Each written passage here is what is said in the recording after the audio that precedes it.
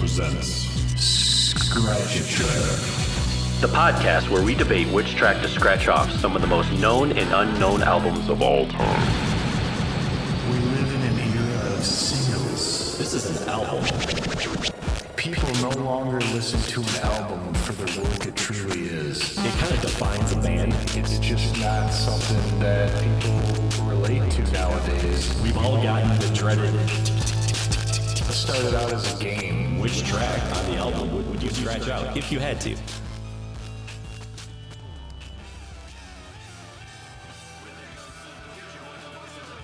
Hello everyone, welcome to another exciting episode of Scratch a Track presented by the Dude and Grim Show.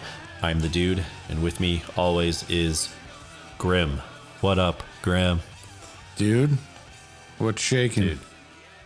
Oh, I'm feeling, I'm out west, and I'm feeling a little lonesome. At the same time, it's kind of crowded out here. Yeah, doesn't make any sense, and yet it does.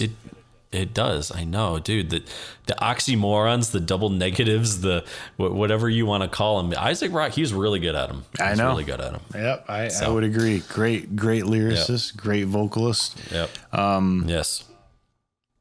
I don't know exactly what I felt about it when I first heard it, but I would certainly say in these times and as I've grown, one of my favorite albums, bar none. Yes.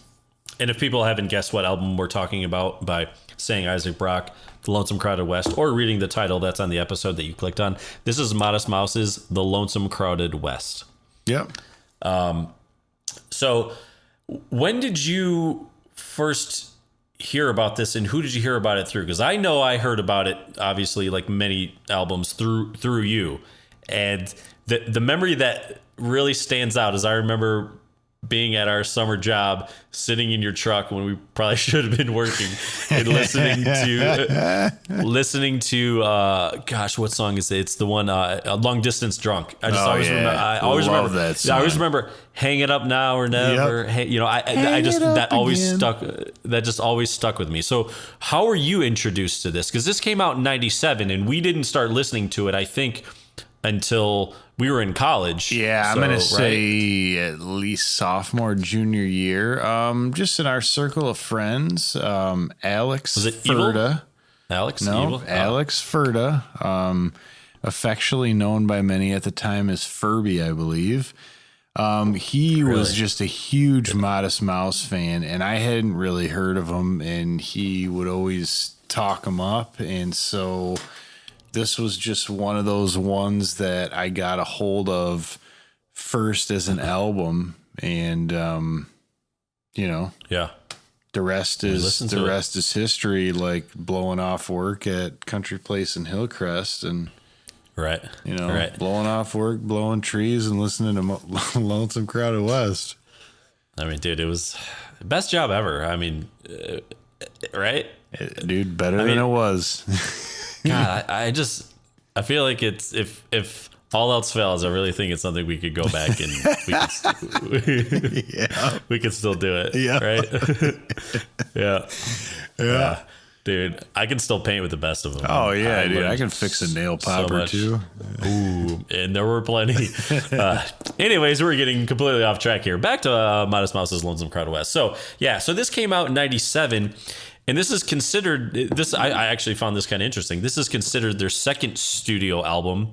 And their first one, I guess, studio album was A Long Drive. This is A Long Drive with Nothing to Think About or something. And so I guess they're considering, though, because in between those, they came out with an EP, which was The Fruit That Ate Itself. I do like that a lot, too. Yeah. And that seemed to be more of, like, at least if you listen to the quality, more demo-ish. So I'm not. I don't really know. A little more like experimental a studio too. Yeah. I mean, there's a lot of like backwards stuff, and I don't know. I've always liked it. I like all the stuff from that period. I liked it too. It didn't seem as polished though as the Long Drive with Nothing to Think About. No, and even so, it's funny you use the word polished because a lot of people talk about the Lonesome Crowded West as not being very polished. I mean, just for example, think about maybe something else that came out in 97, like OK Computer. This was recorded in terms of overall recording quality, might as well have been recorded in a basement compared to OK Computer, right? Right, yeah. But there's something about every bit of it, and it's like just sincerity, and it's grit, and it's I think it will always stand the test of time. To me, it's like the ultimate lo-fi album. Yeah, I remember hearing this, and I think I started getting into, when I started getting into them, their hit album that most people would probably know is Good News for people who know Bad News, which that is a very polished album, right? Yes. Like that, like it sounds crisp, clean. And I know we can talk all day about, if did they sell out and all this stuff, whatever. That's not it. But when you compare the sound of that album compared to this album, night and fucking day, right? Oh, absolutely. But to me, I'll always relate and like this album more. Sure. It's not that I would say this is like a concept album by any means, but there is the big major theme that, Isaac Brock and the other members in the band, Dan Gallucci, Eric Judy, and Jeremiah Green, they talk a lot about, they grew up in the Pacific Northwest, and they talk about how basically, I think in the documentary they say basically it got mall fucked. Yeah. Right? Yes. Like it's just strip malls, and there would be a strip mall, and they would close it down, and then 2 miles down the road they'd build a new one, and it's just like that was just such a big thing, kind of in the late 90s, and into early to mid 2000s as well. Like especially before the internet became what it was, Amazon became what it was. And it's weird. So you have this theme of urban sprawl, so to speak, right?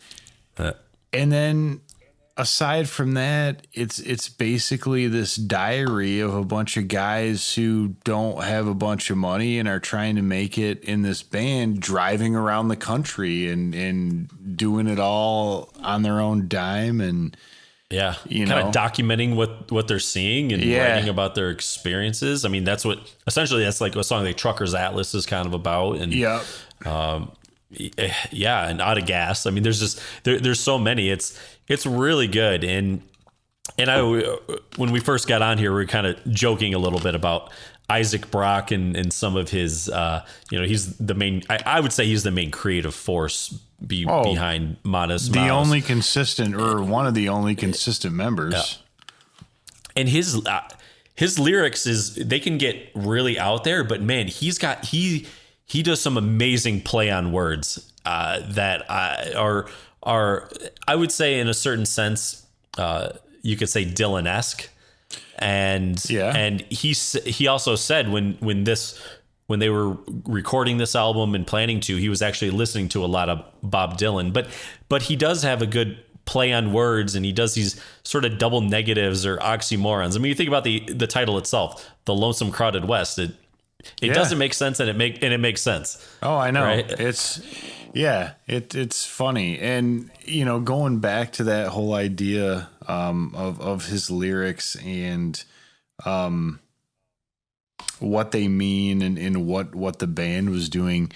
One thing that I always liked from the documentary, they said, is the album never really did that well outside of the United States because it was such a definitive, like, American album, because it was so much about what was going on here in the cities and towns that it didn't resonate outside of it, which I always found really interesting. But it is kind of a distinctly, I guess in some sense, American album in that way.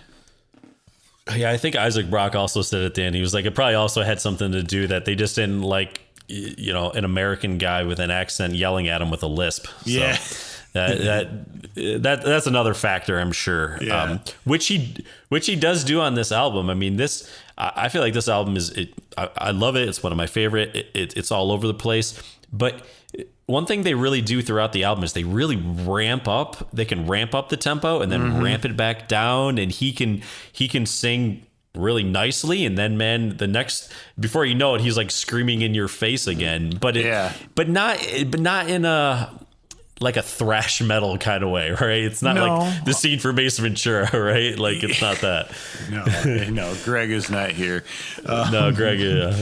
But yeah, one thing, somebody had heard me listening to this that didn't know it and asked me if I was listening to like hardcore punk. But and it does.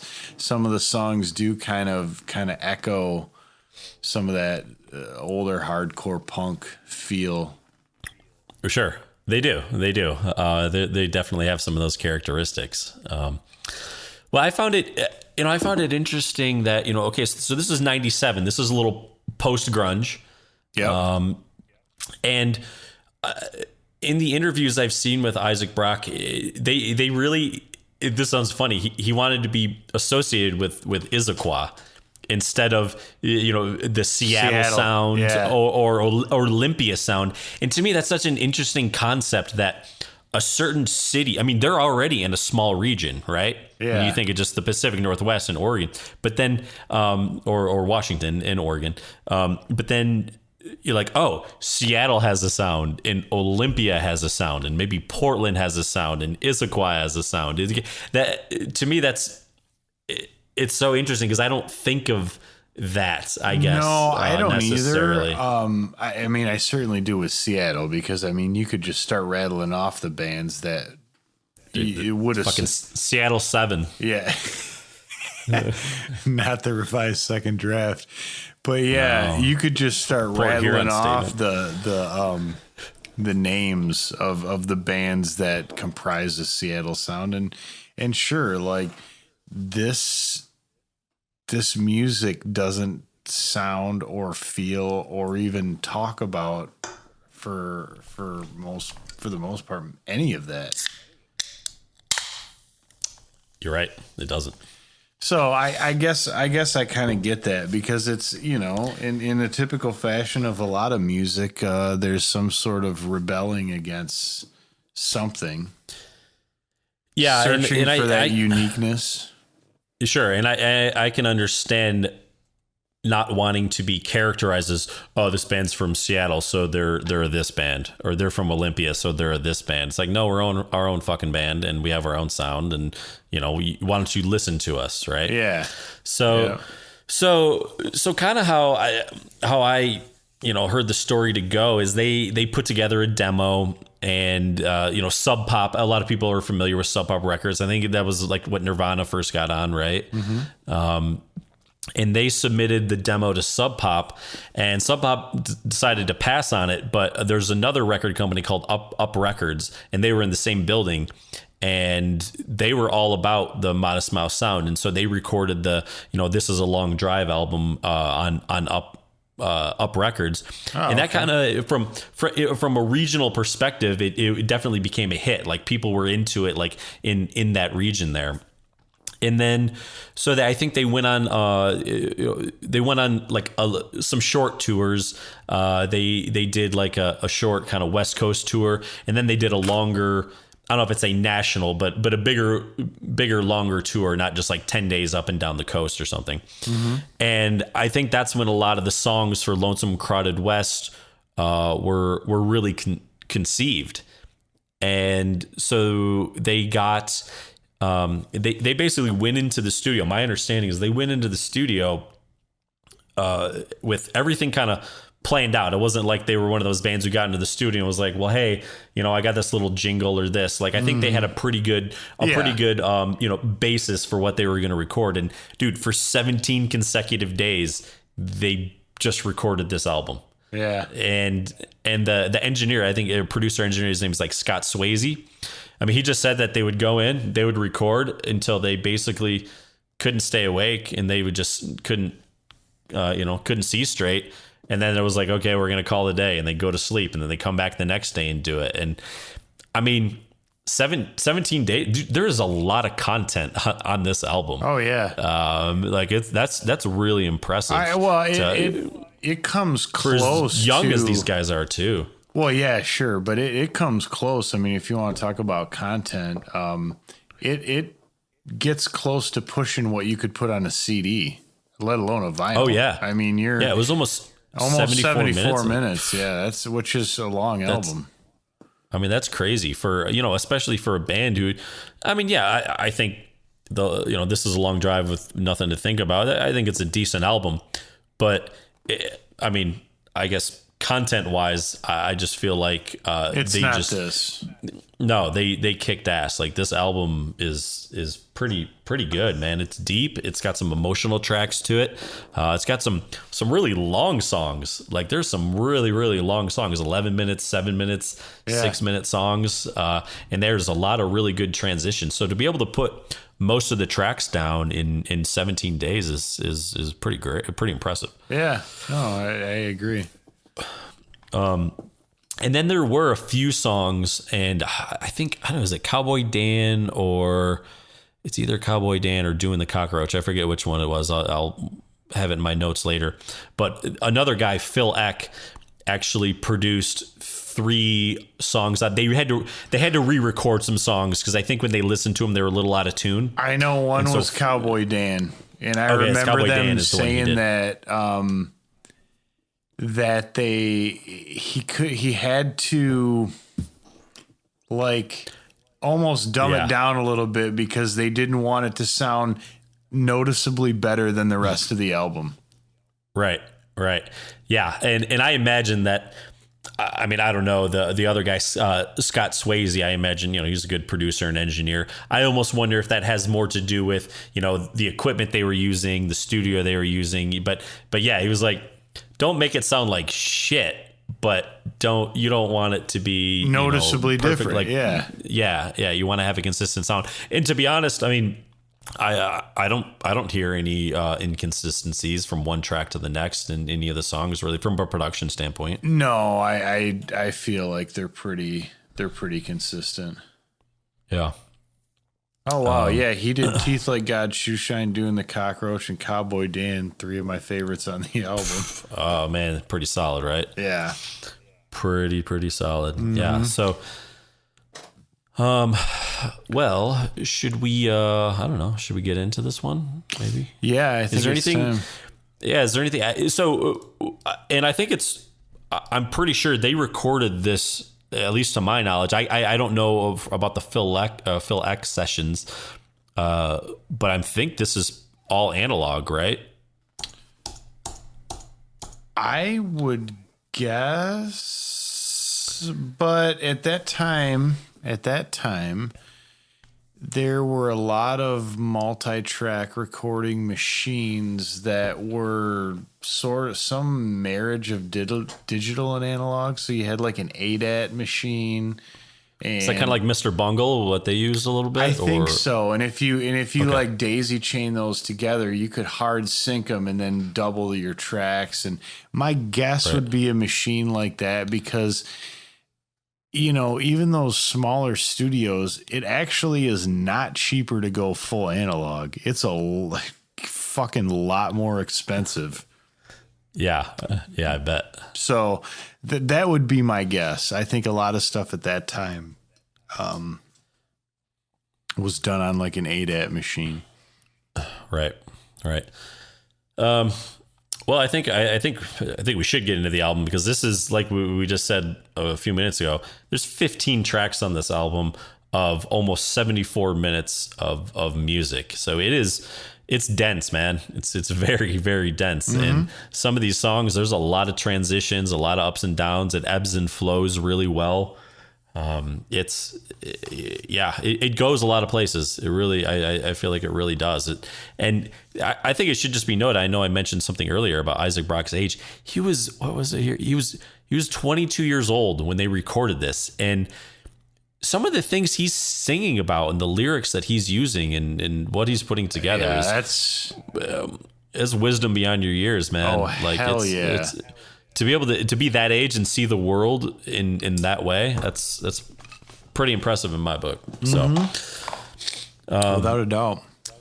Yeah. So tell me, dude, we start off with Teeth Teeth Like God's Shoe Shine. What are your initial impressions right off the bat with this track to start an album? Oh, I love how it comes. I mean, it just kicks you right in the nuts coming in. They don't waste any time. No, it comes in real hot, and in many ways, it talks about just a lot of things. I mean, Teeth Like God's Shoe Shine. I always would think it's like a homeless man's teeth. I mean, just that's I don't know. But the line that stands out to me the most is the malls are the soon to be ghost towns, because, dude, guess what? A lot of malls now are fucking ghost towns. And there's an interesting show that you can find called Abandoned, and they go through these malls that are just like crumbling and falling apart that haven't been occupied in years. And I mean, if that wasn't one of the most prophetic things that's ever been uttered in a song, I don't know what is. And I love how hardcore the song is. Yeah. Well, here's the thing. I mean, we just, this is 1997, and I look at our hometown where we grew up, Muskegon, and you look at the malls and the stores and the shops around there. You remember when there was on Sherman? Remember when it was like Circuit City and Fazoli's and Fridays? And dude, that was hot shit, man. That was like the place to be. That's where you went. Yeah. Well, and then like and then a couple miles down the road, you go down to Sternberg, and that's where like the Barnes and Nobles was, and there was like a Hooters, and then there's a Best Buy, and then when we were in college, they built Rivertown Crossing in Grand Rapids. And it was like, well, all the Muskegon shoppers are going into Grand Rapids, so Muskegon needs to build a mall. Well, Muskegon built a mall. Last I checked, not doing so hot. And it's just, dude, remember the Muskegon Mall? The one that was downtown? Yeah. I mean, I do. Yeah, God. I do. Yeah. Dude, with Insanities. Oh, man, I got some good t-shirts there. Dude, it was awesome. Among other things. Anyways, that's another episode. So yeah, it's amazing how 97, like, this song still holds true. Couldn't be truer. I mean, it really couldn't be truer. Yeah. Wow. Then we move on to the second track of the album, which is Heart Cook's Brain. Some really great titles for some of these songs, dude, right? But Heart Cook's Brain. One thing I noticed right away that they do, like, he doubles his vocals, which that's something Modest Mouse will do a decent amount, is they'll double his vocals, but then there's songs where we have the classic way back vocals that are recorded, the shouting vocals in the distance, which I know you and I love. But the line that really stands out to me in this song is like, I push things out through my mouth and get refilled through my ears. Yeah, it's there's a lot of good ones, and it's, we tore one down and erected another one there. Again, it's just talking about, like, well, we have one here, but let's build one better. So let's rip it down and we'll just put something else in its place. And, and one thing I always liked about this song is that they have a guest DJ, and there's the use of some turntables on here, which is really interesting. Yeah, I was going to ask you about that, because I was like, in the song, I was like, there's some really cool effects, and there's like, some backwards sounds, it sounds like, and it's kind of some record scratching. And so, okay, there's a DJ on it. That makes a lot of sense then. DJ KO. Ooh, knockout. Yeah. What if there's a DJ TKO? There should be. Yeah. Yep. So I've always liked that song, and I don't know if it is really about anything other than just that idea of the constant influx and processing of information. Yeah, it seems to be pretty much kind of it. Yeah, I think that's probably it. But it's worded so well, and the lyrics awesome. Are great.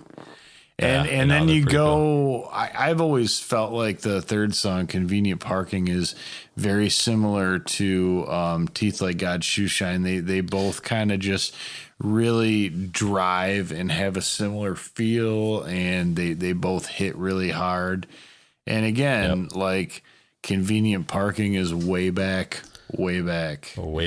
Yeah. You know? Yeah. Way back. Well, and that's what's cool. It is about that. And, I also took it to be, though, there's some of the things that he says, and there's, some of the lyrics are repeated, and you kind of get that classic build up, and then you have the Isaac Brock kind of explosion with screaming words that he does. But to me, what he's singing about in this song is also about urban sprawl and like the way it's spreading the chain out. reaction it's like, started in the parking lot. Yeah, like it's here, but then it's gonna go. It goes into the streets, and then it goes into the highways, and on its way to other cities, and it does, man. It just branches out. It's like a virus. I shouldn't make that joke during these times, but it kind of is. So. Yeah, no, I really like that song. Yeah. Well, then we go to number 4, which is Lounge Parens Closing Time, and dude, I fucking love. The way the song starts, that just the way the rhythm, the guitar comes in, and that it's so catchy. It is so catchy, man. It's really, really good. And he really has another guitar trick on there where he's just pushing on that whammy bar. Yeah, if you listen to it, he really makes good use of his tremolo on this thing, and just really ranks on it in some of them. I like that. Yeah. And with this one, this is one of those songs I think I've talked about. It kind of ebbs. This album ebbs and flows a lot with ups and downs, and it starts off like really upbeat, goes through a couple of verses and everything, and then it kind of chills out for a bit, and then it like gets right slowly, back into it. Slowly builds up. I feel like one thing they're really good at is kind of building the song back up and it has some sort of attention to it. Oh yeah. And then a lot of times it'll explode again.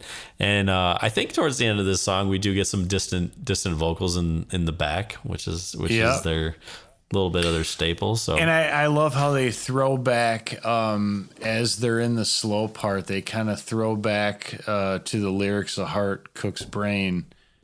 And they say, I'm on my way to, I don't know, my brain's a burger and my heart's a charcoal. In the way back vocals, more like this, like more like this. Okay, way back, way back, and the way back. But I love that tie-in, Oh, it's real cool. Totally, man. Totally. And then we go to number 5 here. We got Jesus Christ was an only child, which I think is true. He didn't have any half brothers or sisters that we know of, right? Not that we know. I know Joseph was way older than Mary, but I don't know if he had any previous liaisons with other women, so I couldn't tell you that. It's tough to say. I'm not like a bibliophile. No, me neither. I've always found this song interesting. A nice departure from the others. The use of the fiddle's really good. It's probably the most violin, fiddle, whatever. I don't want to say underproduced, but it is one of the most sparse in its arrangement. Yeah, it's that violin or fiddle, his acoustic guitar, and the vocals for the most part. Yeah, there's some percussion, but not a proper set. I don't believe. Yeah. This song definitely good. Yeah, well, it has such like a kind of like a folky kind of jiggy feel to it. It's different. It's a different song for sure. It is.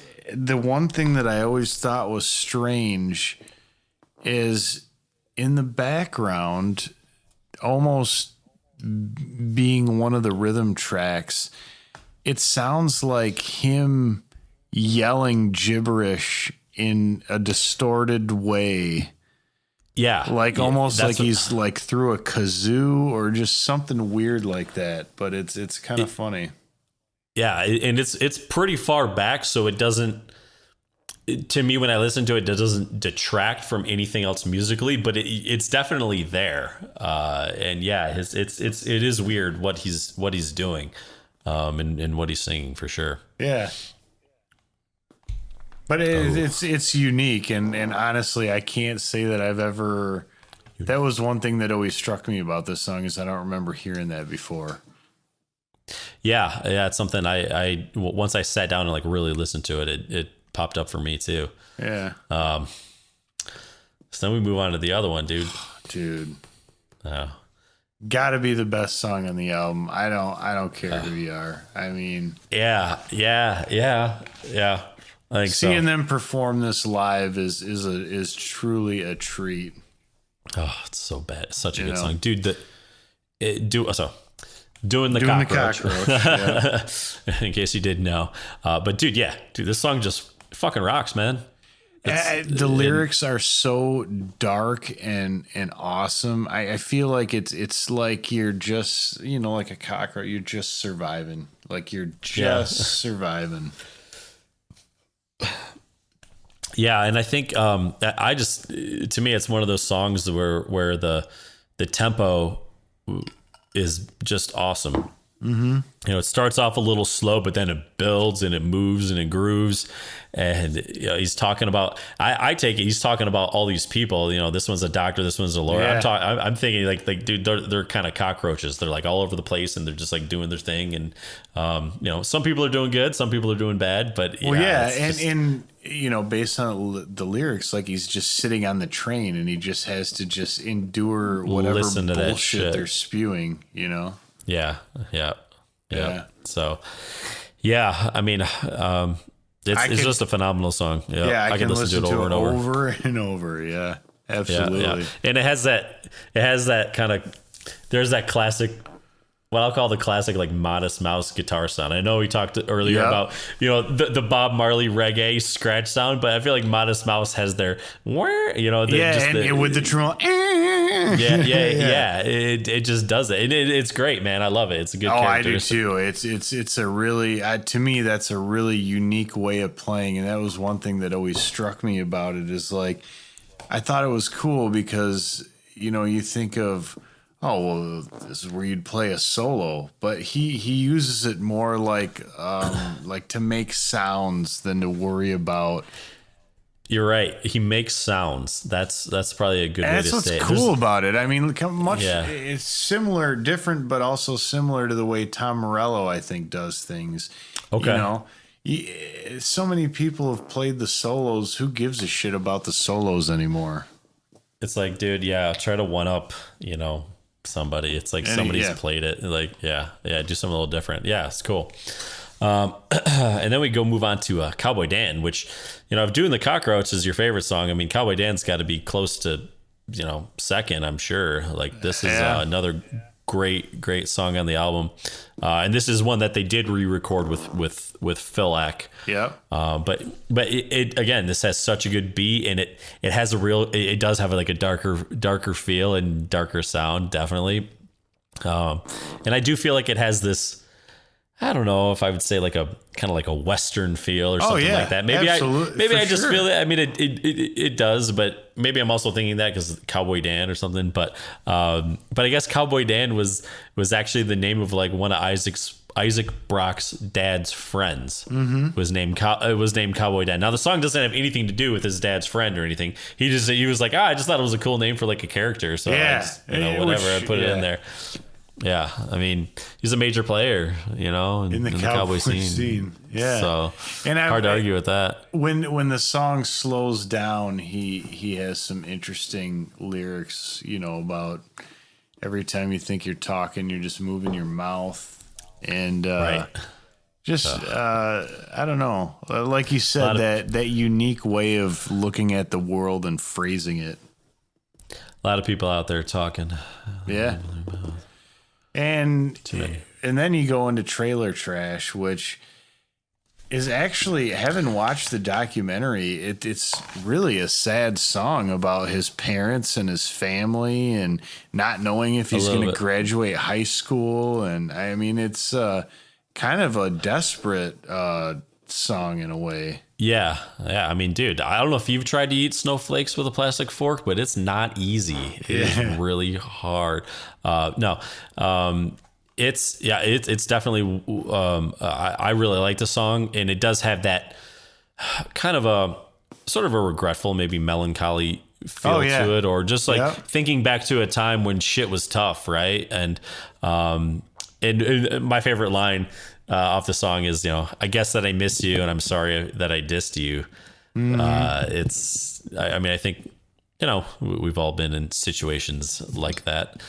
But yeah, I mean, when he was growing up, he lived in a trailer, but he does talk about it. He was like, yeah, I was in like third or fourth grade, and he's like, yeah, it wasn't awesome, but he was like, and you probably didn't know any better. I was a kid. Yeah, I didn't know any better. I'm riding around on my bike, having fun, just doing what kids do. But then I think as you get older and you look back at it, you might have a different perspective of it then. You know, so. Yeah, which is it's interesting because I think these two songs, Trailer Trash and Out of Gas, segue really well into each other because the Trailer Trash portion is more like about his young childhood and family, and then when you go into Out of Gas, it's kind of like you get to the age where he was when they wrote the album. They're out of college, they have no money, they're like, what the fuck are we doing? Kind of a sentiment, you know. Like, we don't know where we're going to sleep tonight. Yeah, we're recording, we're on tour, we got paid. Like, do we have enough money to get to the next city or town where we have our next gig? Like, yeah, and it's, Out of Gas is definitely that song. It's a short song, but yeah, it has this kind of another. I don't know if it's a melancholy, but it has this mundane, repetitive feel. Like, okay, we're on tour, we're playing, we're gonna do this. God, I hope we can make it to the next town.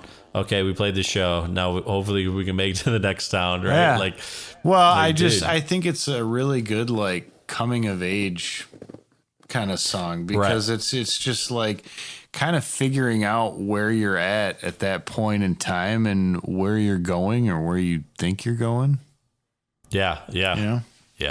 Where you're trying to go. Yeah. So then after we're Out of Gas, so Long Distance Drunk. And to me, this song is really interesting. I believe it's mostly percussion, it seems. Yeah, there is guitar in there, but they're playing it in a real rhythmic, just kind of banging on it kind of a way. And I've always enjoyed how he plays guitar on this song because it has a different and unique sound that I can't say that I've heard in many others. Sure. Yeah. It's kind of a trippy song too. Like it's very different than I think a lot of the other songs on the album. I think this is the one that I'm like, I remember like specifically like us listening to this, like, because I always loved it. I just thought it was just kind of weird and the repetitive lyrics, but I don't know, just always liked this song for whatever reason. Yeah. And the next one, I mean, you could kind of see it, right? You're just like talking to someone on the phone and just like fucked up and you're like, all right, are we good here or what? Yeah, like I got nothing else. Yeah. I got nothing else. So moving on to the next song, Shit Luck. I know song, one of your favorites. If the first song doesn't just like kick you in the balls, this one definitely does, right? Yeah. Like it is in your face, like screaming. So yeah, it is the most hardcore like punk song on the album. And I mean, the other ones may hint at that we're in trouble, but this one, the opening line is, "This plane is definitely crashing." Yeah. No, it doesn't pretend to be anything that it's not. This must have been a fun song for them, not only to record but also play live.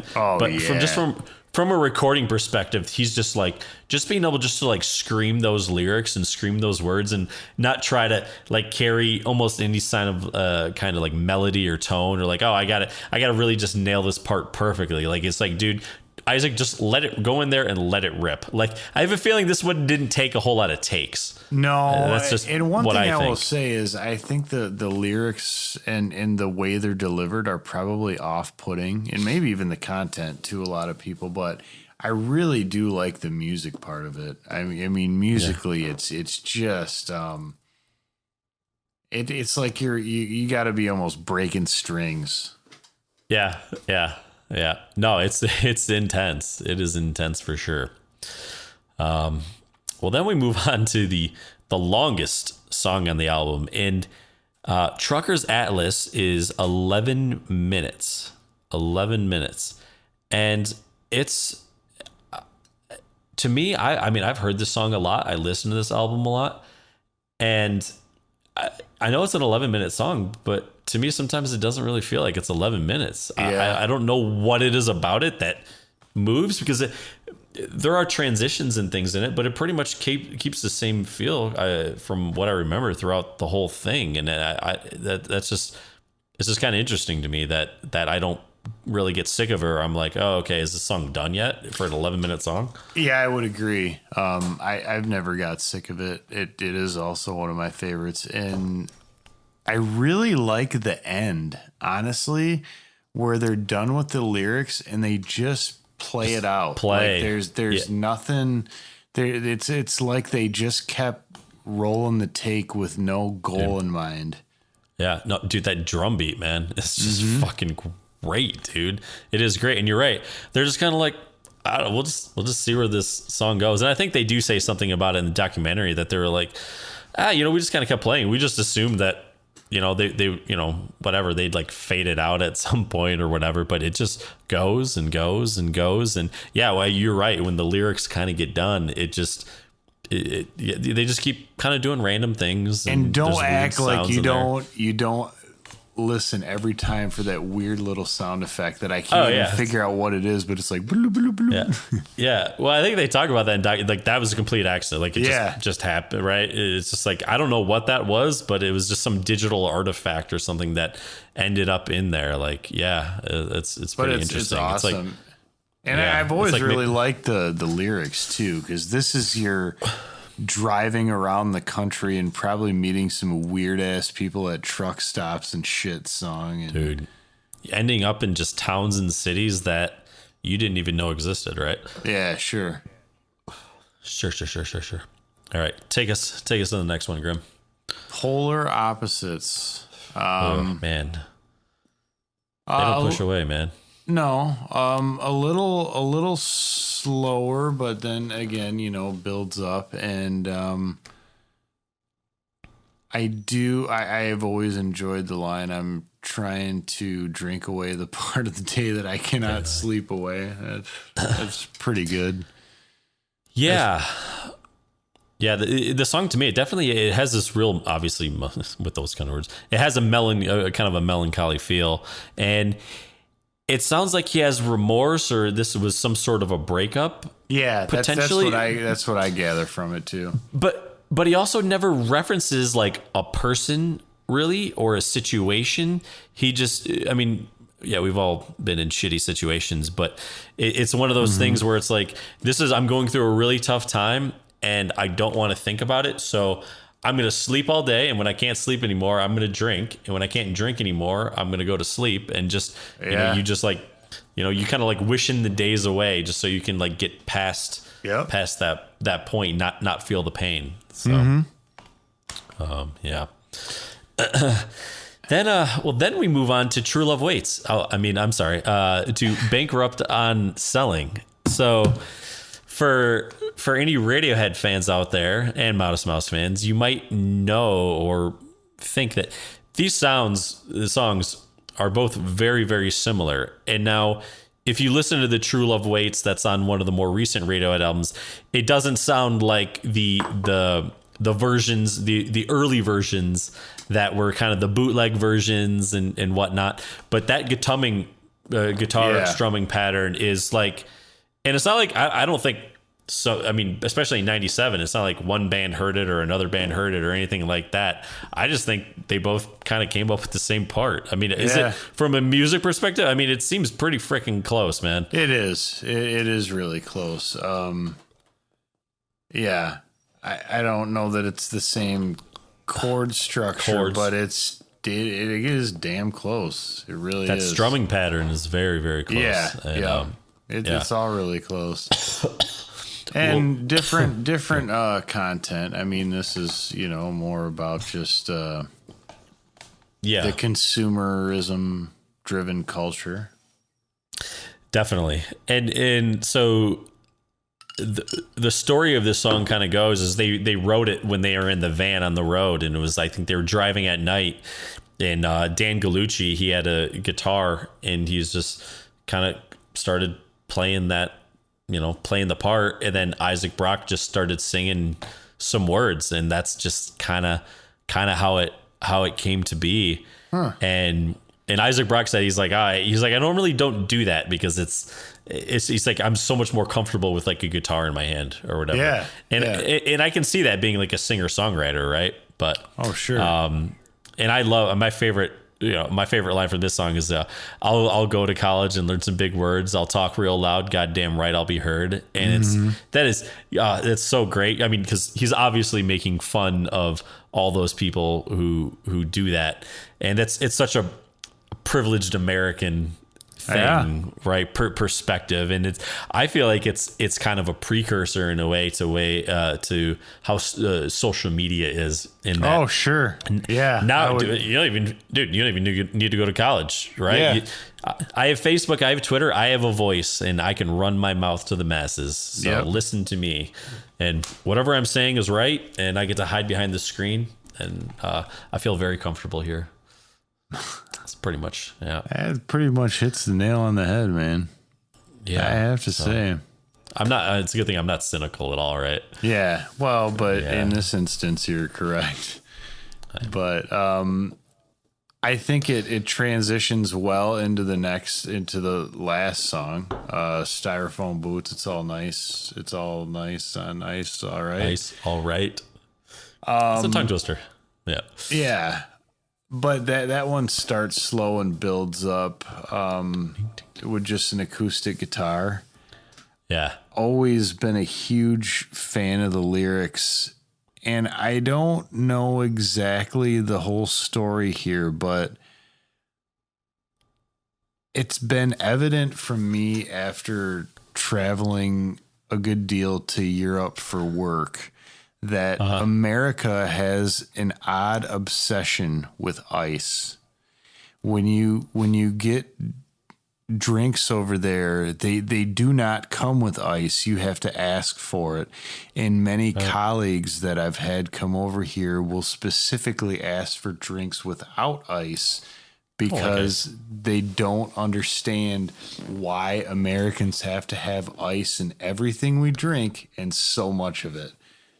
And I feel like ice is a luxury. It probably started out as a luxury. And you know why we put ice in everything?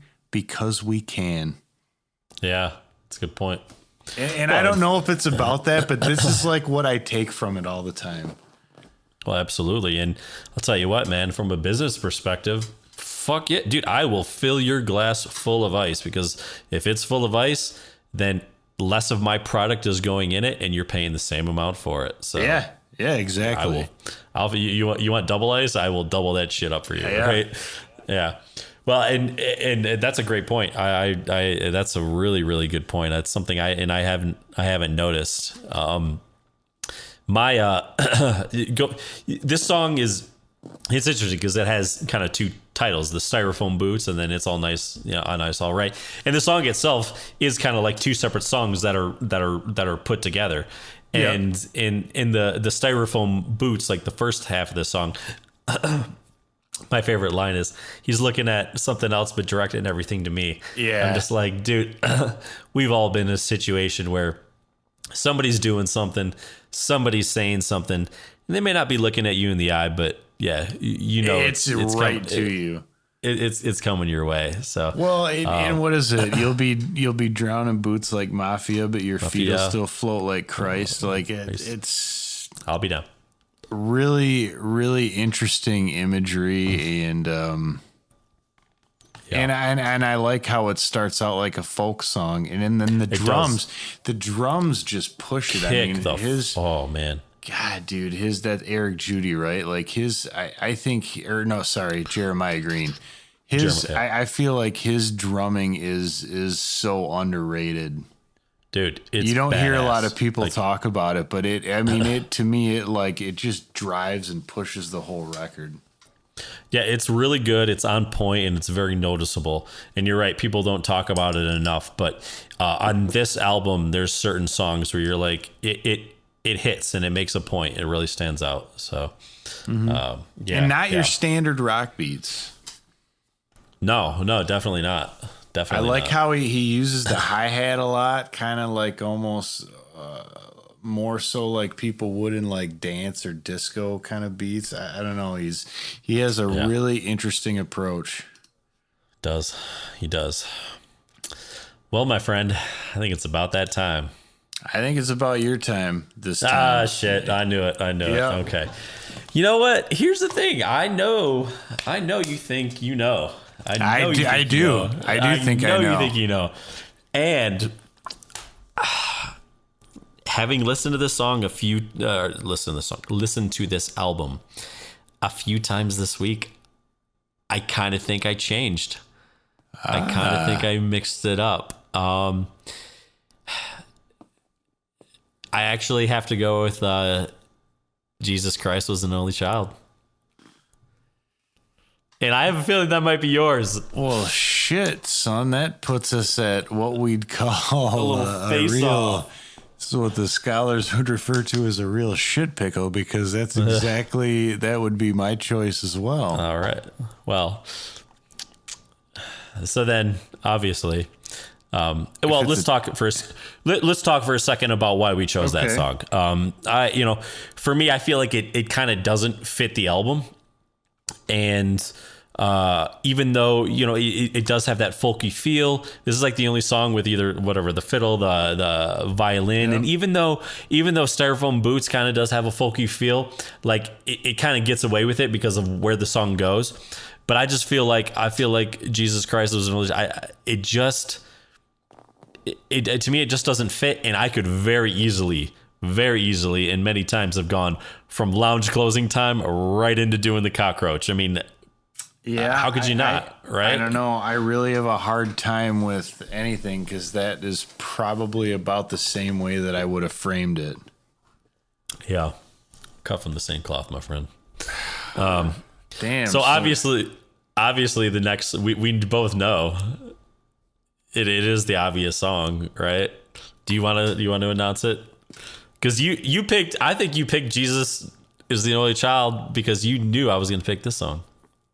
Oh no, no. My thought for you was Shit Luck. Absolutely. Okay, yeah, of now, course. If we had a tie game and we had to pick something else, I think I'd probably pick Bankrupt on Selling. Ooh. Yeah, not that it isn't a great song, which I think it is, but man, I just it does slow things down so much that would be in the event of a tie, that would be my choice. Okay. I would have a hard time with Bankrupt on Selling because I just love what it says and kind of what it stands for. I do too. But I also love what Shit Luck says. See, and that's the thing. To me, with Shit Luck, I love that it's raw and intense and in your face, and at the same time, I'm just like, it's just like too much. I feel like much, yeah.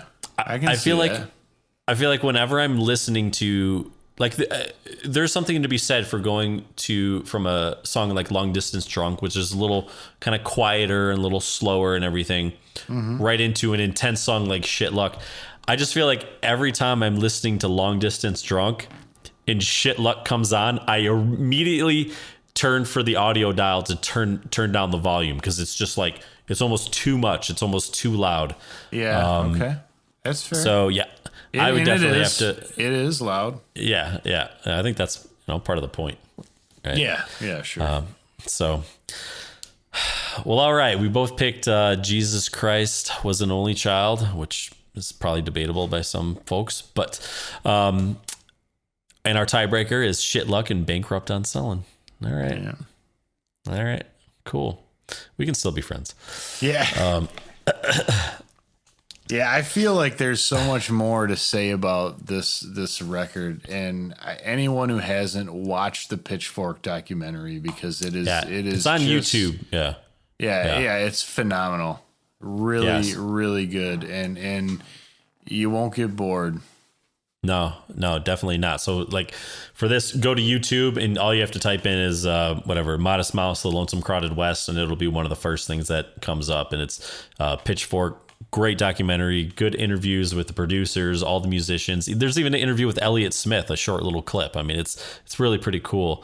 the kind of the access they had and all the old footage too, right? Yeah. Like they had some really good old footage of them in the studio and whatnot. It's pretty neat. And if you haven't been exposed to this band, start here. Yeah, definitely start here. And then just go. Yeah. Just go. So, well, alright, everyone, that officially scratches Modest Mouse's The Lonesome Crowded West. We're very, very happy to have you here, and we can't wait to continue to do some more albums. I think we're going to get offline here. We're going to talk about what we got coming next week, because I'm sure I have my opinions. He has his opinions, and we'll kind of have to split the difference. In the event of a tie, In the event of a tie, So, well, thank you, everyone. Feel free, actually, not feel free. Don't feel free. Just do it. Subscribe to this YouTube video, this YouTube channel. Hit that little bell so that way you get a reminder when the Dude and Grim posts an episode, because we know you want to know. Right? And we want to tell you. And we want to tell you because we got lots to say. I mean, this is, we could keep going, but we're not going to. All right, we're going to keep in this one under an hour. So, all right, take care, everyone. We'll see you soon. We'll see you next week. Scratch you later. Scratch Your Track is produced by the Dude and Grim.